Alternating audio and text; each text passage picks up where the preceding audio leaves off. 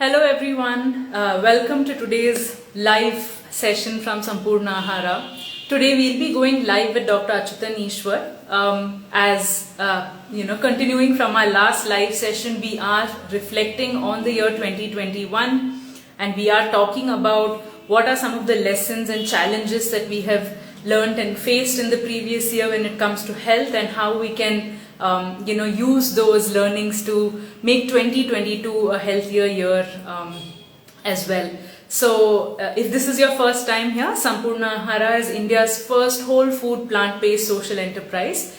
We have everything from meals to bread, snacks, sweets, everything that's whole food plant-based, which means that it is healthy, it is tasty, and it's convenient for you to lead a healthy lifestyle using these products.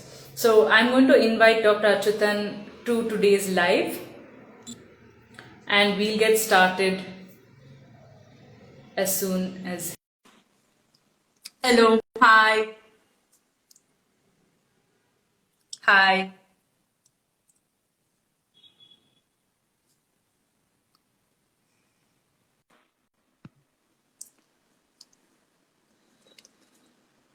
All right, there we go. Hi. Hi.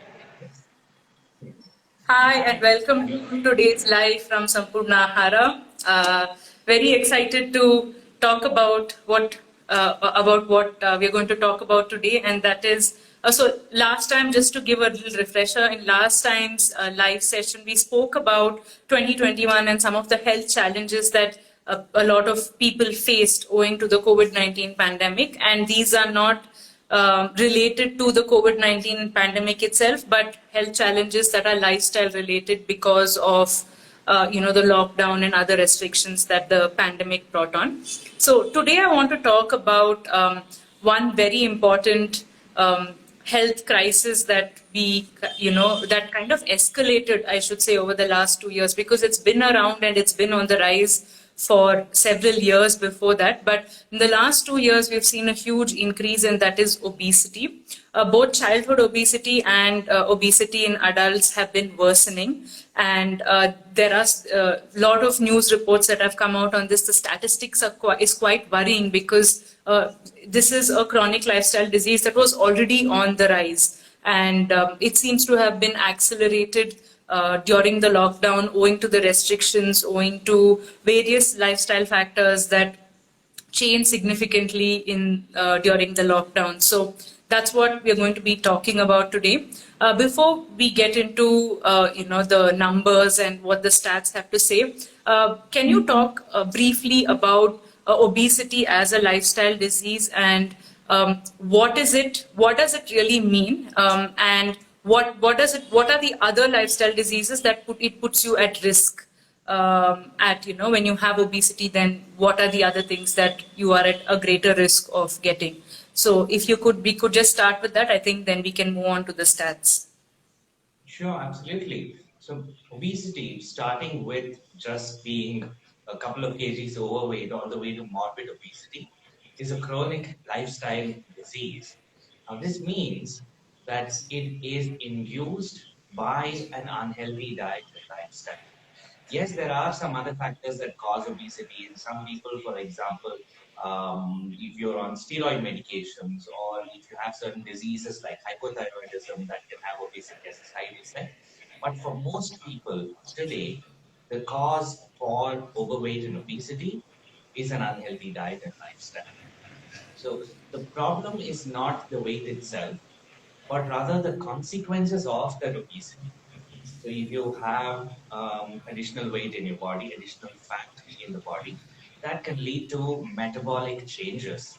That can lead to changes in your endocrine hormone secretion. That can lead to changes in the inflammatory balance, increased pro-inflammatory hormones, and it can lead to other chronic diseases like diabetes, hypertension, heart disease, asthma, higher risk of cancers, and even a higher risk of dying from COVID-19 itself.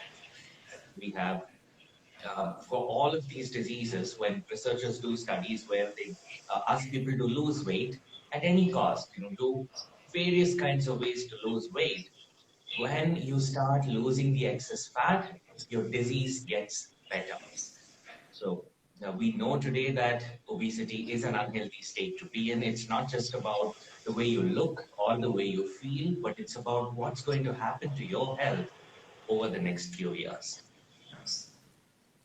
Great. It's also interesting when you said that, weight loss, no matter how you do it, can be beneficial in some respects, but it's obviously not recommended. It's obviously not the way to go. And in the long run, it is going to cause more problems than good, especially when it comes to your relationship with food as well as actual nutritional problems. So, what would you say, would be a good approach at looking at this? Something that's going to last a lifetime, maybe? Sure. So, you start a smoking habit, you might end up losing weight. If you starve yourself, you're going to end up losing weight. If you catch TB, you will lose weight. But none of these are healthy ways to lose weight. Right? Yes, the weight loss helps, but you might fall sick with another disease. Right? And that's not a good idea. The healthiest way to lose weight, if you're overweight to begin with, is to simply adopt a healthy lifestyle habits. Right? So we all know that diets don't work. You can go on a diet for 1 week, 10 days, 1 month, say, okay, for the next 1 month, I'm going to quit white rice or quit maida or go oil free or dairy free. But what happens after that 1 month? Maybe once you go on a diet, eventually you're going to go off the diet and all of the problems are going to come back. It doesn't help in the long run. Instead, what does help is making a permanent lifestyle change.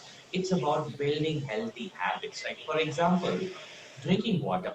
I'm sure everyone watching this video now and as a recorded video later drinks at least a glass of water a day.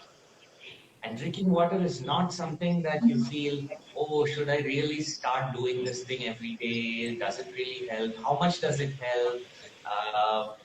What do I do if I don't have water at home? What if we run out of water? What if we're traveling? I'm going to my relative's house. What if people come to my home and I have to offer them water? No, this is a simple lifestyle habit that we've practiced all our lives, that our parents taught us when we were kids, and then we just continued it. You feel thirsty, you drink water, and that's it. That's a good habit. You don't think about it consciously most times on most days. Right?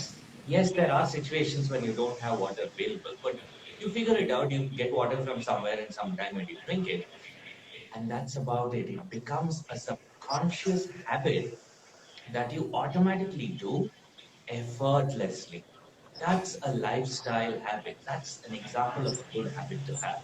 Right? So if your entire diet becomes a simple good habit, it's going to be as easy as drinking water every day because it's just second nature. It becomes who you are, it becomes what you do.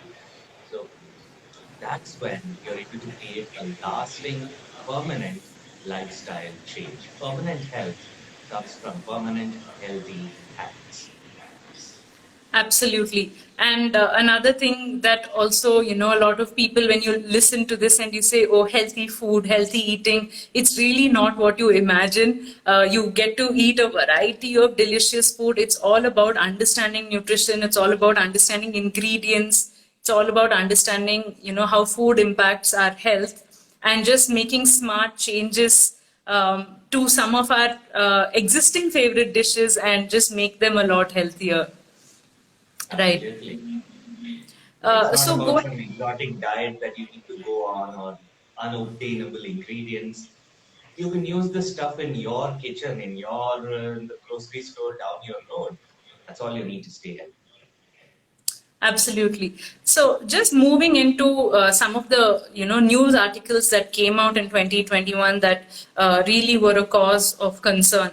So I think this was in June. There was an article by the Free Press Journal that spoke about COVID-19 impact. I think the headline was how the raging pandemic is fueling obesity in children and adults alike.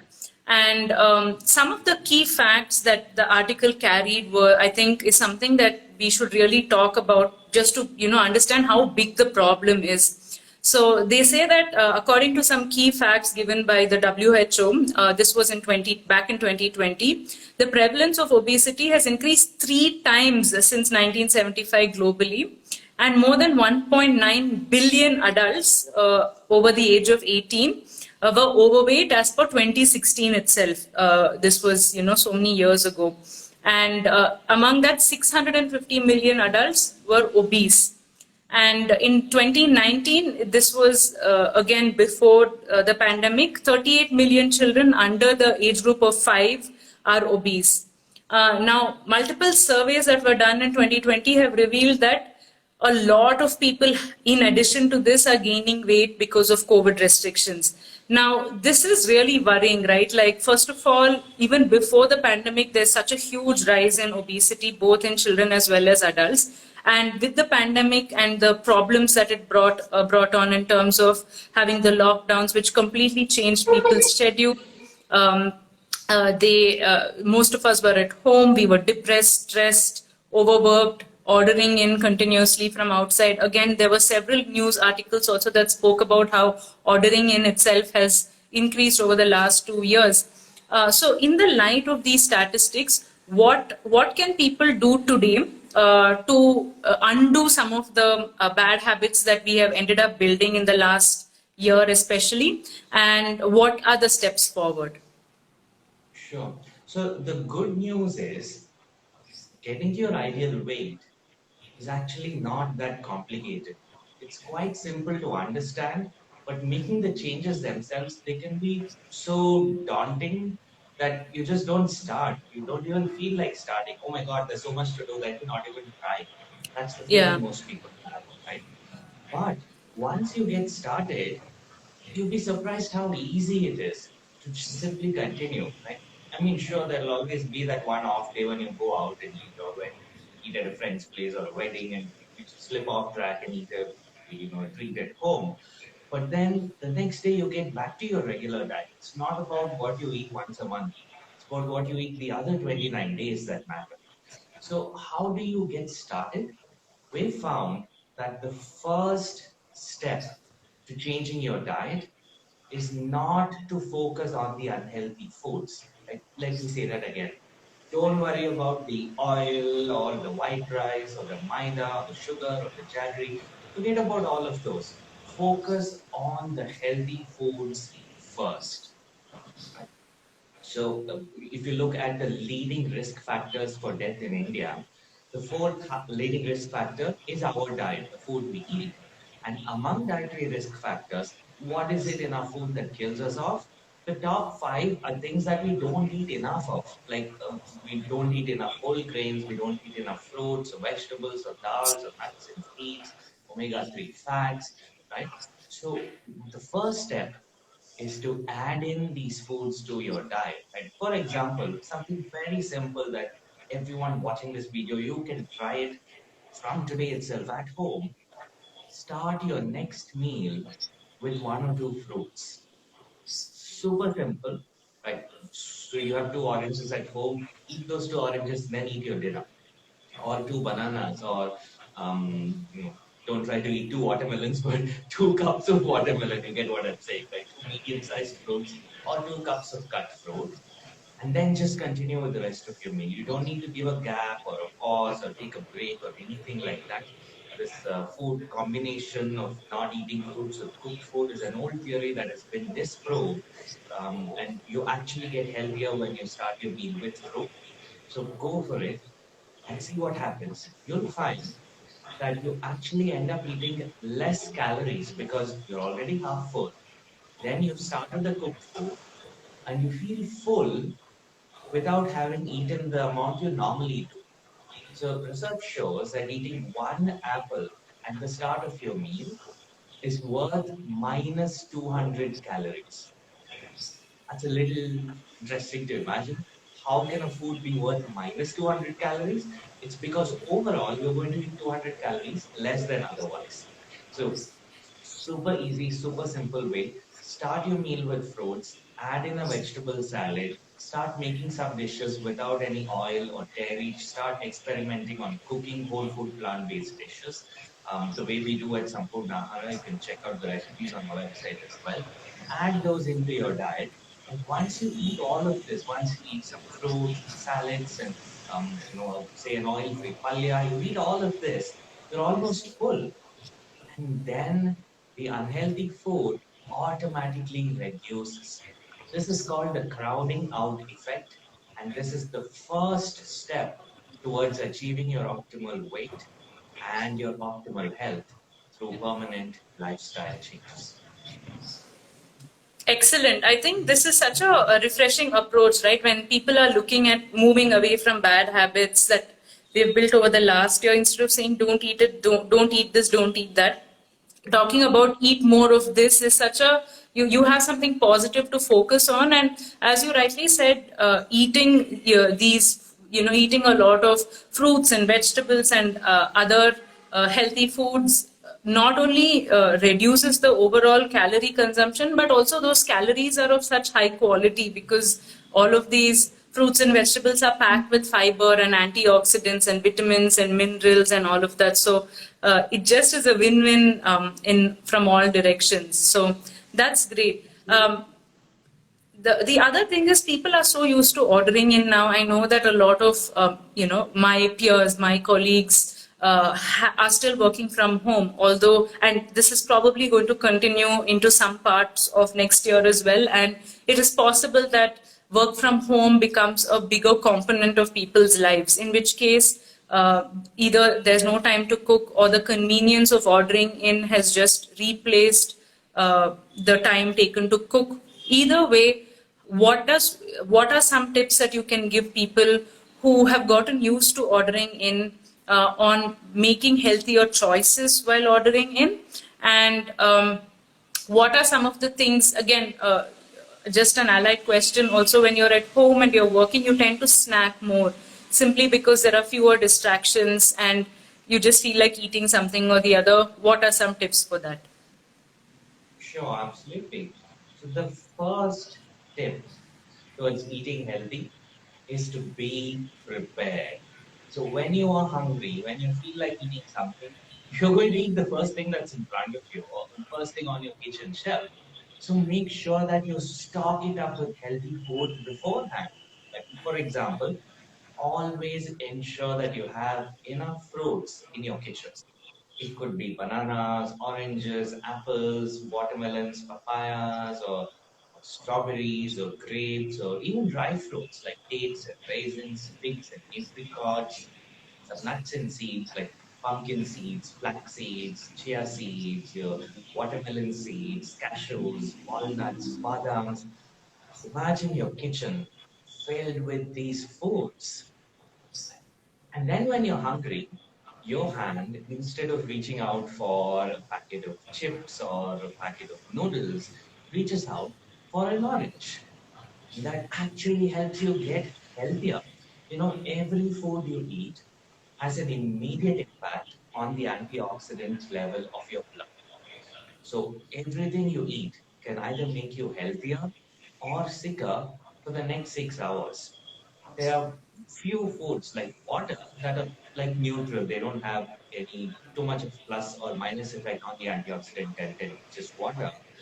But pretty much all other foods can either improve your health or impact your health in a negative way.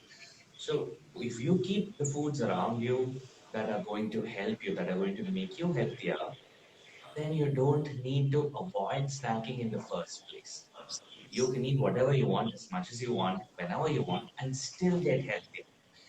Then what you find once you do this is you don't feel like snacking as often because your sugar levels stay stable throughout the day.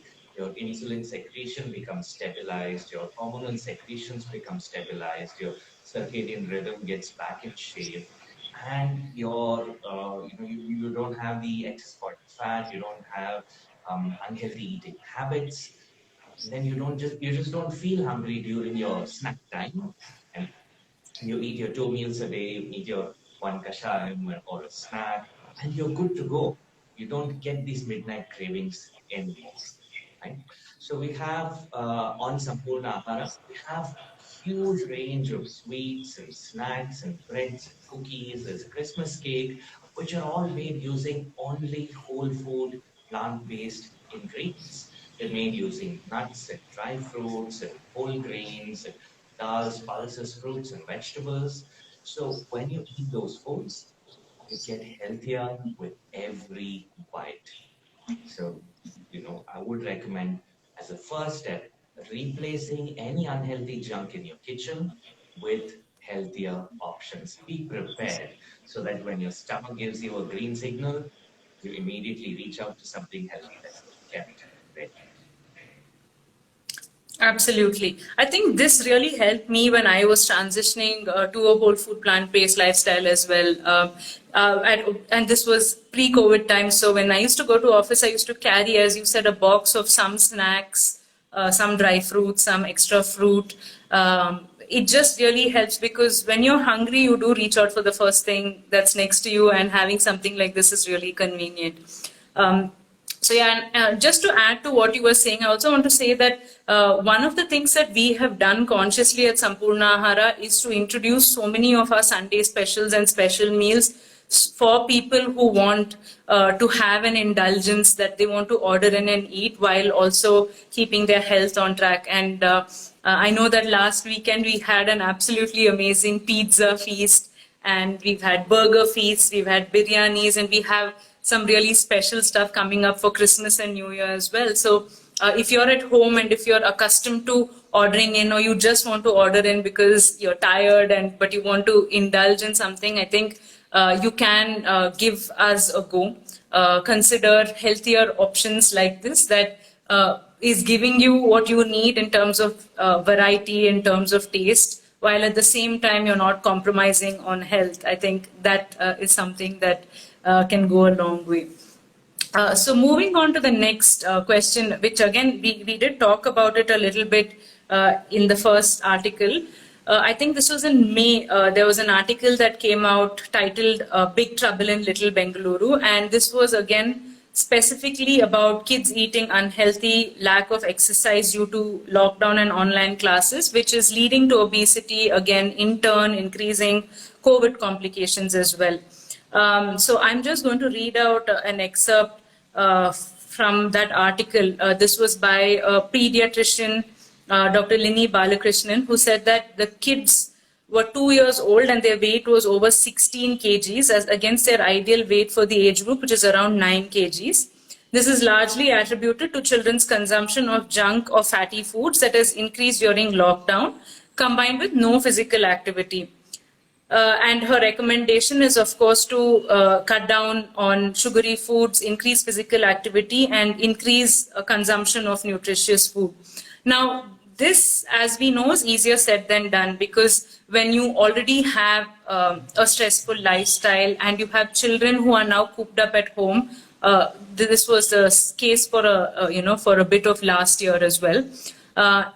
Engaging them, entertaining them, and constantly trying to keep up with their needs can be very difficult. Now, although things have opened up, habits once built are very difficult to break. Especially in children, we know that foods like sugar, high salt, high fat foods are addictive, and with children that's even more the case. So again, I have two questions here.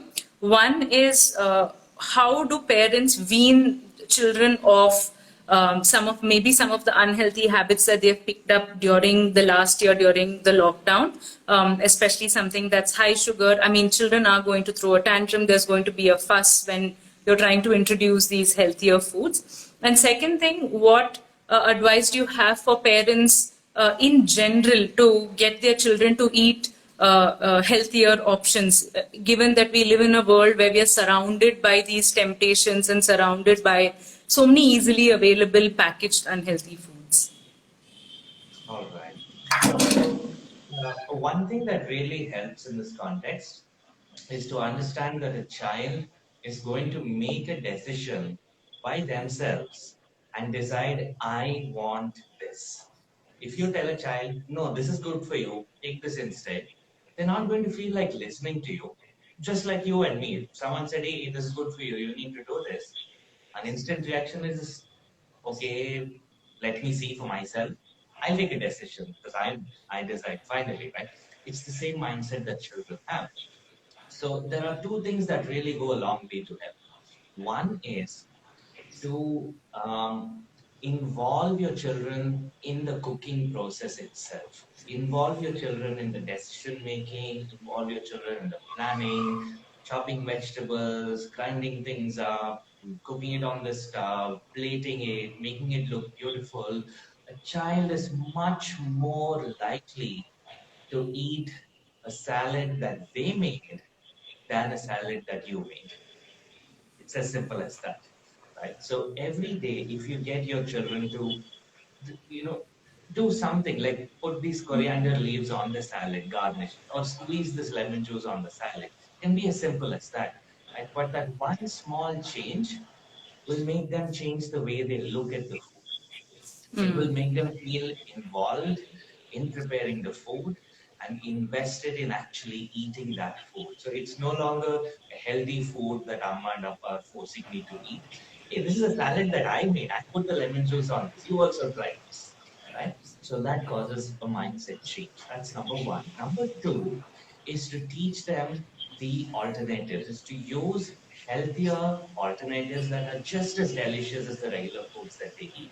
Right. So my sisters and I used to go to Kadari Fighter class back when I was in 15, 16 years old.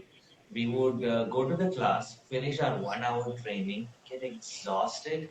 On the way back home, there was this huge bakery where we'd stop, and three of us would eat a donut or a cake and then come back home. And we felt that we absolutely deserved it because for the last 1 hour we've been slogging at the class and we're totally exhausted and we burnt out all those calories, and it's fine. And you know, and we deserve eating this cake. So if there was a cake that was just as delicious, but instead of sugar made with date syrup, instead of butter made with cashew butter or almond butter or peanut butter, like we do at Sampurna Hara, then we could still do that. We could still indulge in those foods without any guilt, without any risk of disease, and with only healthier outcomes. So it's not about controlling your cravings. It's not about letting go of your favorite foods, giving up your yummy food. It's about learning to prepare foods using healthier alternatives and getting your children involved in that process. Once you do that, once they become masters at cooking themselves, then you've not only helped your children stay healthy, but you've given them a completely healthy lifestyle for the rest of their lives. And I think that's the best gift one can give your children, the gift of a healthy, long, healthy life ahead in front. Absolutely. And just to add a point to that, I think a lot of times we as adults, we don't practice what we preach, and children tend to do what you do and not do what you say.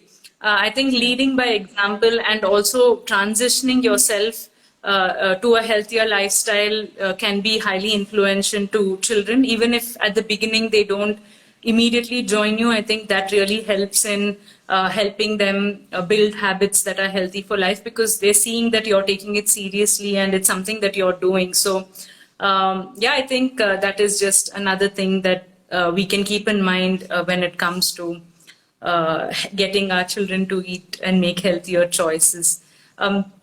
There's also a question on the same note. I think someone has asked, Vidya has asked us, where can we get dates that don't have added sweeteners? Do you want to take that? Sure. So normally there is this rumor that dates have sugar and honey and jaggery added to them. But normally in most shops in most places, they don't.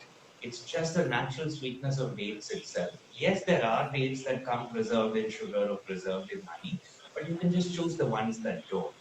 And we get at Sampurnahara, we get all of our dates and dry fruits, pretty much all the ingredients we use from our sister initiative, farmfreshbangalore.com.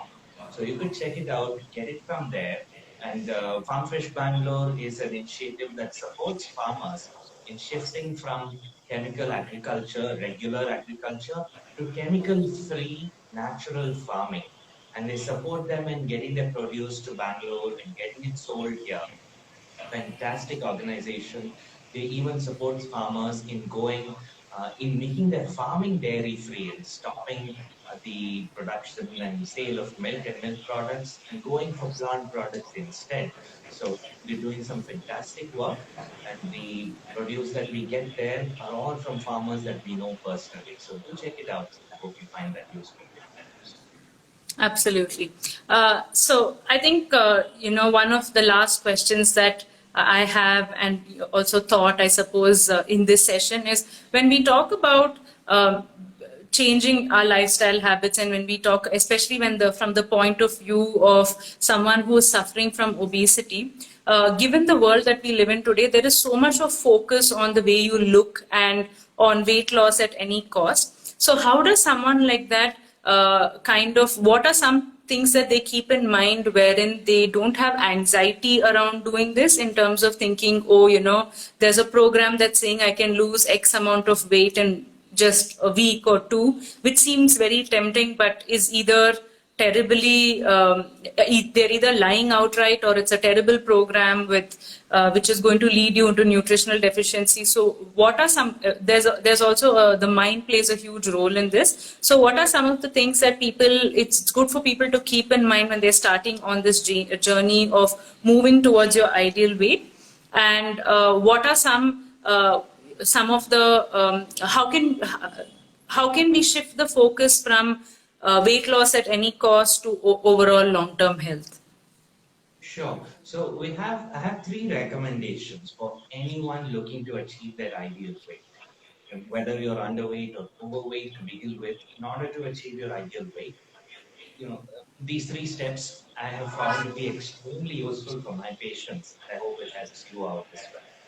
Number one, shift your focus from weight loss to great health. Make great health your number one goal. Forget about your weight, forget about what the weighing scale says, forget about whether your clothes are fitting or not. Focus on great health. How do I get healthier today? What do I eat today to get healthier? How do I make my lunch healthier? How do I make my exercise routine healthier? How do I get more benefit from this mouthful of food? When you shift your focus to great health, then optimal weight comes as a side effect. And you automatically reach your optimal weight. It's so much easier that way because it just happens naturally by itself. The second thing is to focus on creating healthy habits rather than short-term intensive changes. Like instead of saying I'm going sugar-free for a week, focus on creating, okay, you drink your beverages, your desserts, you use some sugar in your sambar. What do you replace it with? You could replace it with date syrup. You could get dates, like we were discussing earlier, and soak it, grind it to a paste, keep it in your fridge, and use a few spoons of that in your beverages. Try it out for a couple of days, see what it tastes like, adjust it to your taste preferences, and that becomes a healthy habit. Get brown rice, cook it. The first day, did it come out too hard? Use a little bit extra water the next day. Cook it for 2 minutes longer and get it to the softness that you like. Figure out how to do it. And then it's just a matter of putting that into your daily lifestyle practices, making it a habit. Then once those habits become effortless, you don't even need to put any additional effort into staying at your ideal weight. It just happens. The third thing is to stay positive. Anytime you slip off, and it's going to happen, if you have a habit, at some point you're going to slip off, right? And interestingly, that's one of the first things taught in the Yoga Shastras. There is one of the primary textbooks that yoga students study. It's called the Hatha Yoga Pradipika, the textbook for Hatha Yoga. And that has the first chapter is about how do you be a student of yoga first. What is an ideal student? What makes an ideal practitioner? And then they go on to teach what exactly to do after that.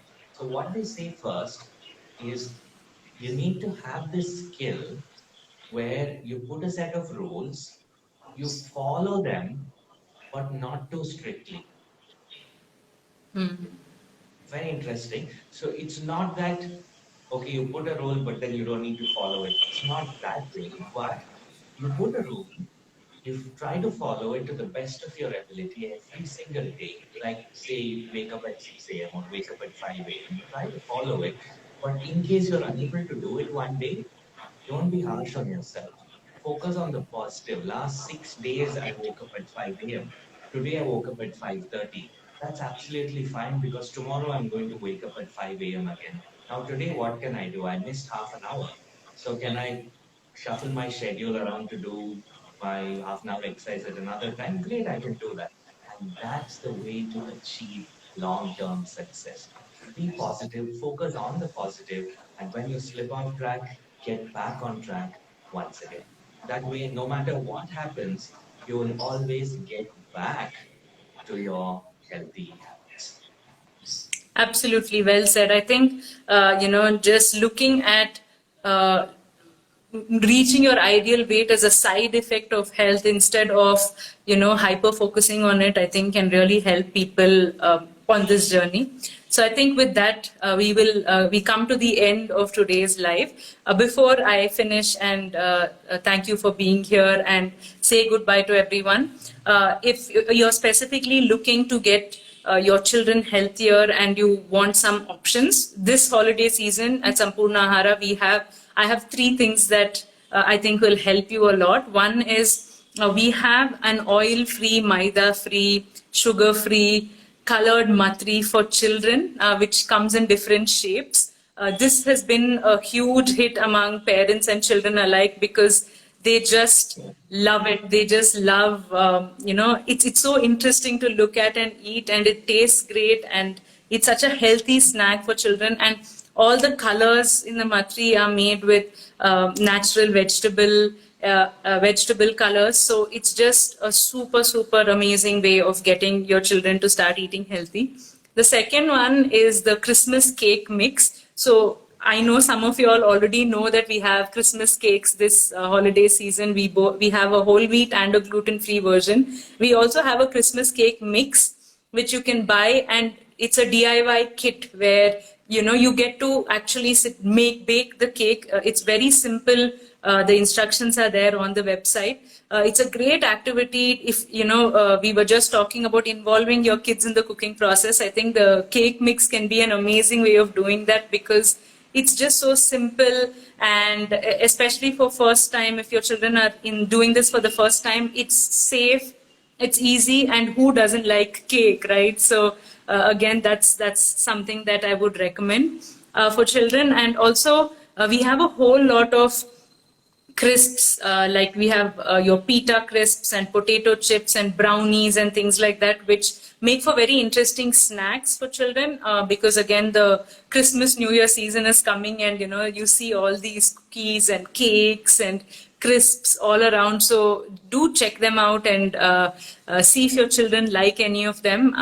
If not anything, try baking the cake with your children. That's a great, easy first step, I suppose, to get started on getting your children to eat healthier, involving them actively in cooking, and enjoying the outcome of it as well. And if you do send us pictures, we'd love to share them with the rest of our audience and inspire everyone. Do you have any recommendations? Sorry, for these, oh, I For recommend children. all of them. So I remember these alphabet biscuits that we used to get when I was a child, but we stopped eating it when we realized it was unhealthy at some point.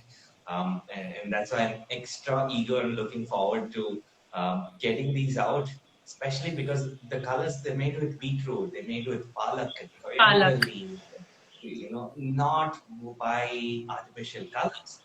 So it's super interesting for the kids. It's a great way to get them to eat their greens, eat this ABC. and your palak and beetroot go in. And the cake mix is fantastic. It can a lot of people find it difficult to figure out the recipe and figure out the proportions and sit and make it at home. But with the cake mix, it's so easy. You just have to mix some water, some date syrup, and your cake is ready. You just bake it in your oven, and you can bake a fresh homemade cake at home. That smell wafting through your house, and all you, my mouth is watering now. I think it's a wonderful experience. Wonderful. So, with that, we come to the end of today's live. We will be back again with another interesting topic that is related to health and wellness. If you have anything that you would like us to talk about, if you have any questions, please leave them in the comments. We will be saving this live. Please leave them in the comments, and we will make videos answering those questions. And if you have a topic that you specifically want us to cover, we will schedule a live with that as well. So with that, we come to the end of today's live. Thank you so much for joining us. We'll save this video and we'll see you in the next one. Thank you. Thank you all so much for joining. Hope you have a great day. We'll see you tomorrow evening.